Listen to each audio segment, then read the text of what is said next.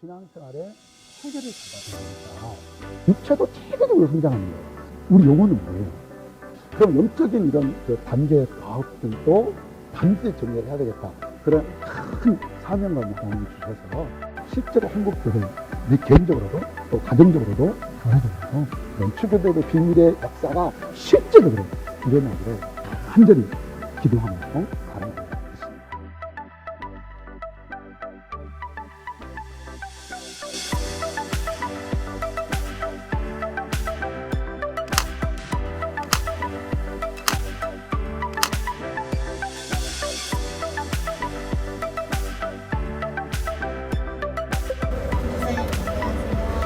또 만나게 돼서 반갑습니다. 그 출애굽의 비밀 제목부터만 들어도 뭔가 영적으로나 신앙적으로 제 각성이 일어날 것만 같은 기대감이 드는데요. 목사님이 어떻게 이 책을 쓰시게 됐는지 동기가 궁금해요. 3대째 순례 집안에서 태어났는데 어린 시절에 부모의 강압에서 교회를 다녔고 청년 시절은 친구들이 좋아서 교회를 다녔고 그랬는데 학생 때부터 방황하는 시간이 많았어요. 주기적으로 그렇게 열심히 교회 신앙생활하고 막 봉사하고 온갖 교회 구준일을 다 하고 그랬는데 또 한 5년 있다가 방황하고 또 탕자처럼 세상적으로 살고 또 하나님께 얻어맞고 다시 회개하고 돌아와서 또 열심히 한 5년 하다가 또 권태기가 오면 세상에서 방황하고 그러기를 여러 번 했죠. 하다가 제가 이제 신학을 하고 목사가 막 됐을 때 내가 왜 이럴까 라는 생각을 해보니까 그냥 내가 신앙인이 아니라 종교인이 있었어요. 교회만 왔다 갔다 했을 뿐이지 교회에서 하나님을 만나지도 못했고 예수님을 만나지도 못했고 영적인 경험도 없었고 그렇다고 무슨 체계적으로 말씀을 들은 것도 아니고 그러다가 뭔가 이 신앙생활에 체계를 잡아줘야 되겠다. 왜냐하면 우리 육체가 잘하는 거나 정신이 잘하는 거나 계속해서 체계가 있는데 영적인 것은 체계가 없는 거예요. 그래서 이거는 아니다.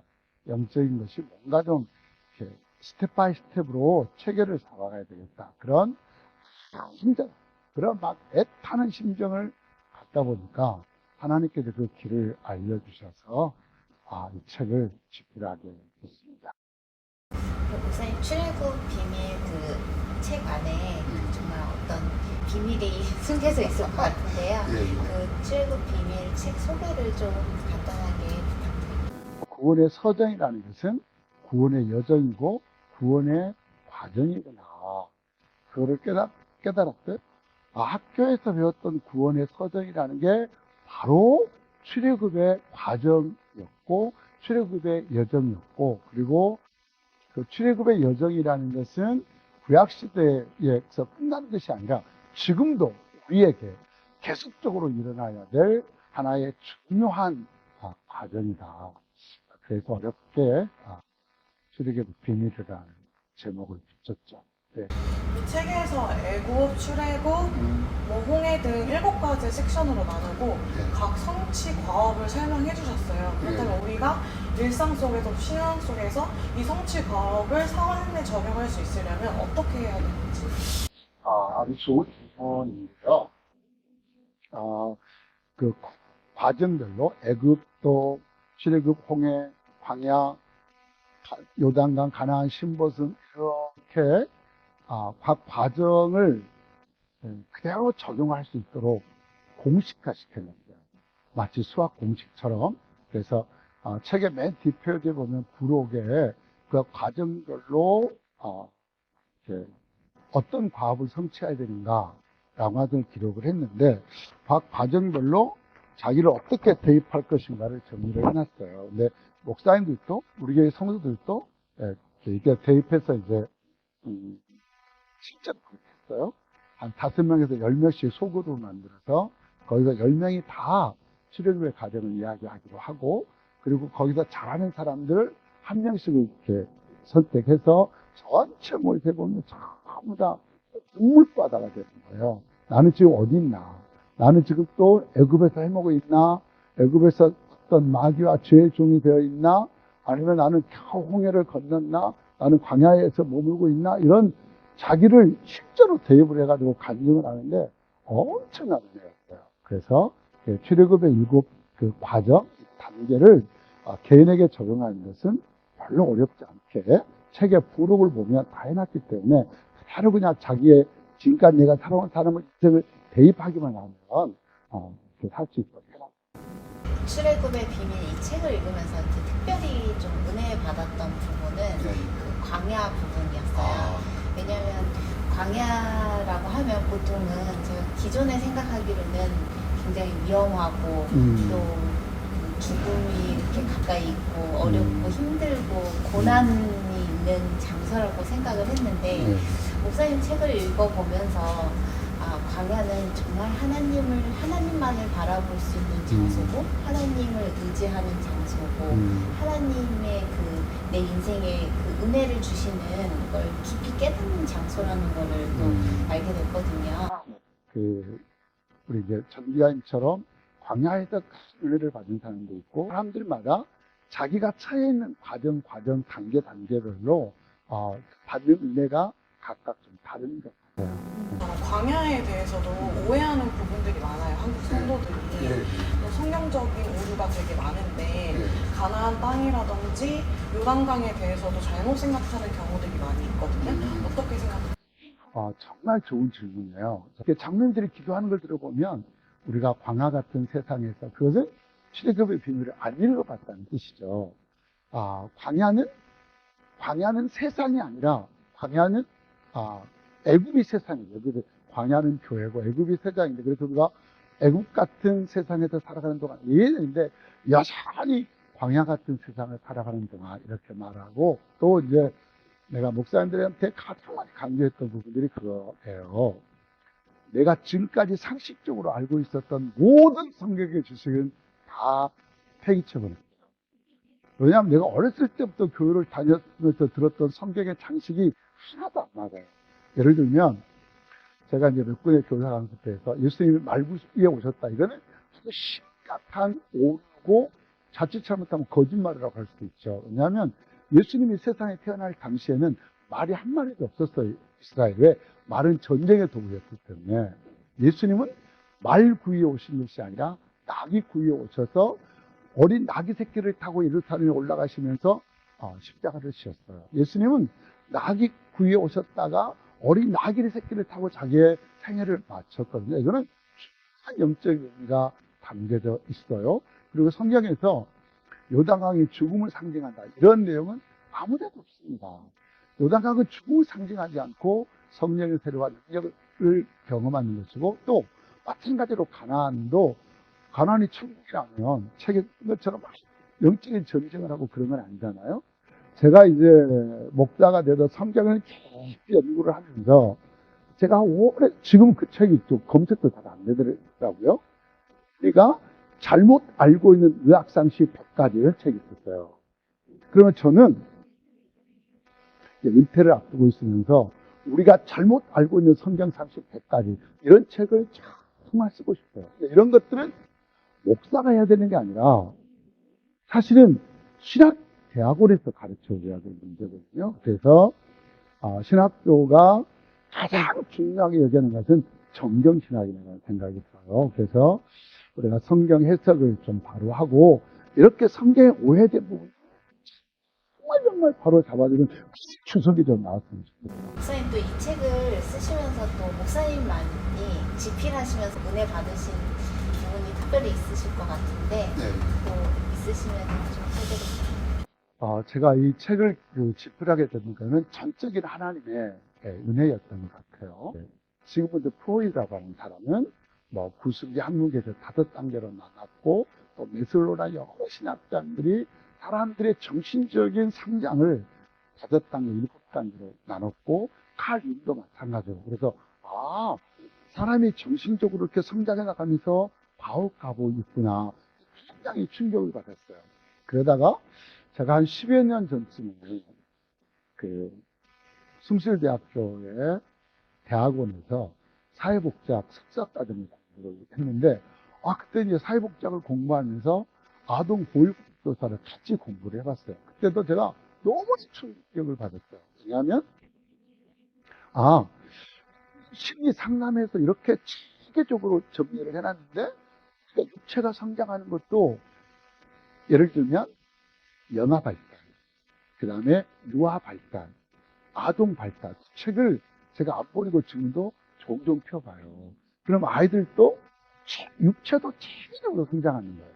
세상에 태어나서 아이들이 뒤집는 것을 배우고, 기는 것을 배우고, 벽 잡고 일어서는 것을 배우고, 걸음마를 배우고, 달리기를 배우고, 그래서 유치원 과정을 마치고, 또 초등학교, 중학교도 너무나 우리나라의 교육이 정말 체계적으로 달려 있어요. 그런데 우리 용어는 뭐예요? 교회 1년 다닌 사람이나 뭐 지금 막 나온 사람이나 50년 다닌 사람이나 그냥 같이 예배 드리고, 물론 뭐 어디 가는 교회들은 세가지 훈련도 하고 제자 훈련도 한다는 하지만 이렇게 구체적으로까지 과정을 통해서 하는 것은 없더라고요. 그래서 제가 이제 심리 상담학을 공부를 했고, 또 아동 보육교사 교육을 공부를 하면서 그 두 개를 접목하고 보니까 그럼 영적인 이런 그 단계 과업들도 단지 정리를 해야 되겠다. 그런 사명감을 하나님이 주셔서 어려운 작업을 하게 됐습니다. 되게 요즘에 취재를 다니면서 제일 많이 듣는 게 외로운 크리스천, 외로운 시대라는 게 굉장히 많이 듣거든요. 저는 그거를 되게 몸소 체험하고 있는 연령대가 지금 제가 청년이라서 그런지 모르겠는데 청년의 때라고 생각을 해요. 저는 개인적으로 출애굽의 비밀은 그 청년 시절에 꼭 한번 읽어봐야 하는 책이라고 생각을 하거든요. 왜냐면 청년의 시대에 꼭 출애굽하는 그런 계기가 시점이 있어야 우리가 좀 더 나아갈 수 있다고 생각을 하는데, 목사님이 생각하시기에는 출애굽의 비밀 어떤 분들이 읽으면 좋을까요?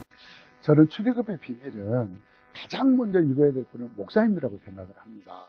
그리고 제가 출애굽의 비밀을 하면서 가장 심혈을 많이 기울였던 부분이 홍해예요.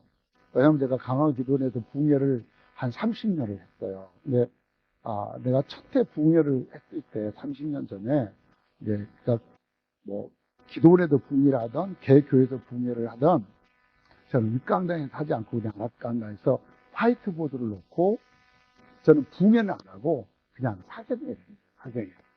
첫날 저녁에 그때 기도원에 목사님들이 많이 올라오셨는데 목사님들이 10명이 내 방에 찾아왔어요. 첫날 저녁 끝나자마자 목사님 우리가 성경 공부 좀 가르쳐 주세요. 그래서 울면서 자기가 청년 때 막 목사님들한테 물었다는 거예요. 목사님, 내가 오늘 죽으면 천국 간다는 말이 어떻게 합니까? 그래서 목사님들이 그냥 무조건 가니까 의심하지 말라 그랬다는 거야.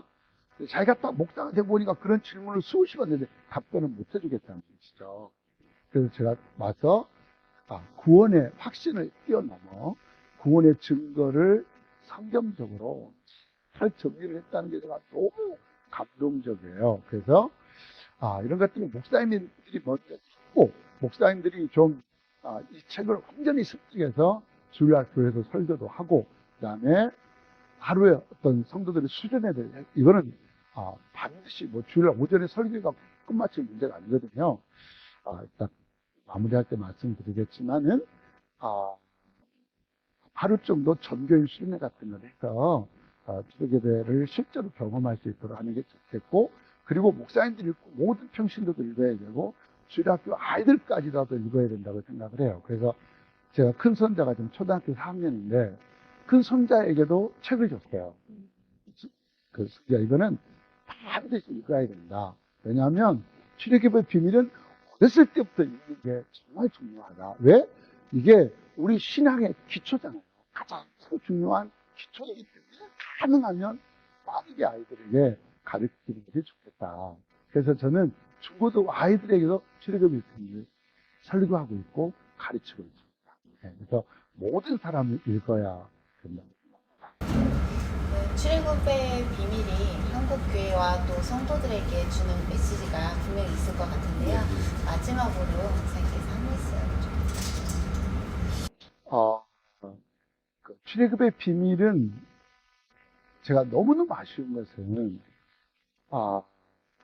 그냥 이 책을 읽는 것만으로 그치지 말고 딱 하루 정도만 또 책을 가지고 제 강의를 들었으면 좋겠어요. 정말입니다. 그래서 왜냐하면 제가 딱 책을 출판해 놓고 보니까 너무 아쉬워요. 광야 부분이 너무 아쉬운데 왜냐하면 이제 그 광야에서 이루어가야 될 과업 가운데 나는 광야에서 어떤 신앙생활을 하고 있나 그런 나를 진찰하고 진단해야 된다고 진단하는 방법을 다 아까 보여드렸죠. 진단하는 방법. 진단하는 방법을 다 보여드려서 여기 보면 이제 내가 어떤 상태에 있는가를 진단하라. 진단했으면 어떻게 그거를 치유할 것이냐. 요 어떤 솔루션까지 다 넣어놨어요. 그런데 여기 보면 이제 광야에서 마음의 할례라는 부분이 나와요. 근데 성경에 마음의 할례가 빠지고 있어요. 이 책에. 그래서 내가 정말 귀하게 여기면서 제가 40일 금식 기도를 하면서 마음의 할례를 경험했거든요. 그래서 나는 우리 성도들한테 약속을 했어요. 우리 성도들 1년에 한 번쯤 내가 반드시 마음의 할례에 대해서 설교를 하겠다. 그래서 우리 교회에서 마음의 할례에 대해서 정말 많이 설교를 하고 마음의 할례를 실제로 경험하게 했는데 이 책에 마음의 할례가 빠져버렸어요. 지금 다행스러운 것은 이제 3월달, 4월달 노회들이 많이 있잖아요. 노회 끝나고 남은 시간에 출애굽의 비밀을 강의를 해달라. 그런 노예들이 많이 있어요. 그래서 제가 이제 우리 교회에서도 그렇고 노예들 그 세미나 할 때도 그렇고 마음의 할례 부분이 빠져 있어서 제가 마음의 할례 부분을 따로 컴퓨터로 쳤어요. 두 장으로. 마음의 할례 부분은 우리의 마음은 예수님이 말씀하신 대로 사람의 마음은 네 가지의 길로 표현을 했죠. 뭐 이렇게 그냥 길가밭, 또 돌짝밭, 가시밭 이렇게 했고 누가복음 3장에서는 우리의 마음을 또 네 가지의 길로 표현을 해서 높은 산 같은 길, 골짜기 같은 길, 또 뭐 이렇게 험한 길, 굽은 길 이렇게 네 가지로 우리의 마음을 표현을 했어요. 그런 것들을 우리 속에 있는 그런 길, 우리의 마음을 어떻게 옥토로 만드냐 그 마음을 치료받고 이게 마음의 할례거든요. 그래서 우리 성도들에게 복사학교에서 나눠줬고 또 이제 노예에서 세미나 할 때 이건 제가 복사학교 나눠드리려고 그래서 실제로 목사님들도 교회에서 마음의 할례가 일어나서 예수님의 성품을 닮을 수 있게 마음의 할례가 일어나야 예수님의 성품을 담을 수 있거든요. 교회만 왔다 갔다 한다고 되는 게 아니기 때문에 이 부분이 조금만 아쉬워서 출애굽의 비밀을 읽으면서 뭔가 좀 아쉽다 하면 좀 할 정도 내가 세미나를 준비해서 실제로 한국 교회 내 개인적으로도 또 가정적으로도 교회적으로도 그런 출애굽의 비밀의 역사가 실제적으로 일어나기를 간절히 기도하고 있고 바라고 있습니다. 오늘 이렇게 귀한 시간 내주셔서 너무 감사하고 출애굽의 비밀을 통해서 한국교회 성도들이 정말 잘못된 성경적 교리에서 벗어나서 정말 영적인 대백성이 일어나기를 소망을 드리겠습니다. 저도 그 부분에 대해서 지금 간절히 기도하고 있습니다. 네, 감사합니다. 고맙습니다.